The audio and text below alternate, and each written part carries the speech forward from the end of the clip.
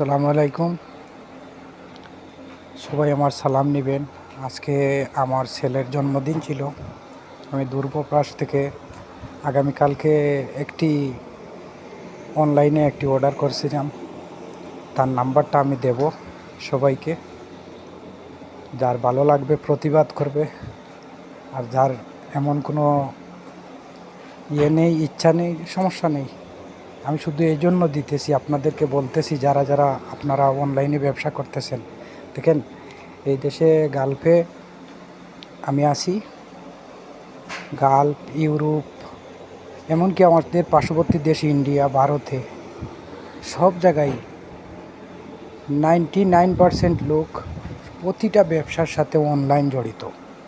অনলাইনে বেশি তারা আয় করতেছে এবং সবচেয়ে বেশি অনলাইন থেকেই টাকা উপার্জন করতেছে। অনলাইনে সবাই ইজি মনে করে অর্ডার করে মালগুলো আসে, তাই অনলাইনের উপর বেশি মানুষ নির্ভরশীল। কিন্তু শুধু বাংলাদেশের জগতে, বাংলাদেশে মনে করে অনলাইন মানেই তো এই আমাদের সোনার হরিণ, আমরা বাটফারি করতে পারবো।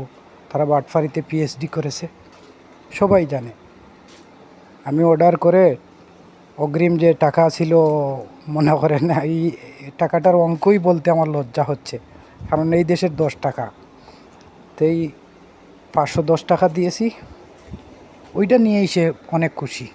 ওই প্রতিষ্ঠানের নামও দেব, সব কিছু আমি ইনশাল্লাহ শেয়ার করব। তো এতে ক্ষতিটা কার হচ্ছে?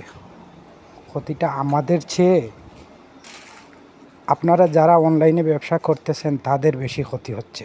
কারণ এই যে আমার রুমের 10 জন লোক জানে যে আমাকে অনলাইনে ঠকিয়েছে।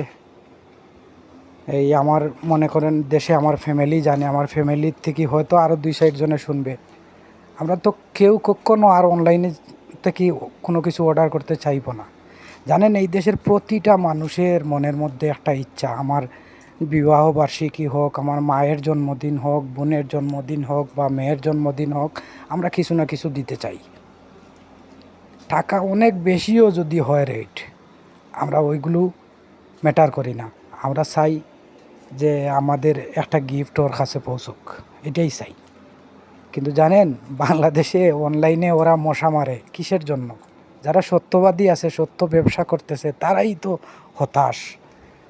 কারণ প্রবাস থেকে অর্ডার করতে প্রবাসীরা টাকার দিকে তাকায় না। প্রবাস থেকে অর্ডার করতে সবাই চায় প্রিয়জনকে কিছু না কিছু দিতে। তারা টাকার দিকে চায় না, রেট কম করো এটা বলে না। লক্ষ লক্ষ টাকা উপার্জন করতে পারতো অনলাইনে যারা ব্যবসা করে তারা, কিন্তু শুধু এই বাটফারদের জন্য পারে না। তাই বলতেছি, এই বাটফারদের বিরুদ্ধে আপনারা রুখে দাঁড়ান। আমরা তো পারতেছি না, এই দেশ থেকে তাদেরকে কিল ঘুষি মারতে পারতেছি না, এই দেশ থেকে বারবার কল দিয়ে তাদেরকে কিছু বলতে পারতেছি না। ইন্টারন্যাশনাল নাম্বার দেখলে তারা তো ফোনটা রিসিভই করে না। আপনারাই তো পারেন, বলতে পারেন যে তো এই শালা তোদের জন্য হায়নার জাত, তোদের জন্য তো আজকে আমাদের এই ব্যবসায় 12টা বাজতেছে। আমরা পারতেছি না ব্যবসা করতে। পৃথিবীর সব দেশের লোক ব্যবসা করতে পারে, শুধু বাঙালিরা পারে না কেন? যারা সত্যবাদী তারাও মিথ্যার সাথে মিক্স হয়ে যায়, ওই অপরাধে তাদেরকেও পায়, বুঝছেন? কারণ বেশিরভাগ লোকই বাটফার। আমি এক বছর থামছিলাম। আগে একবার আমি ঠকিয়েছি কাপড়ে।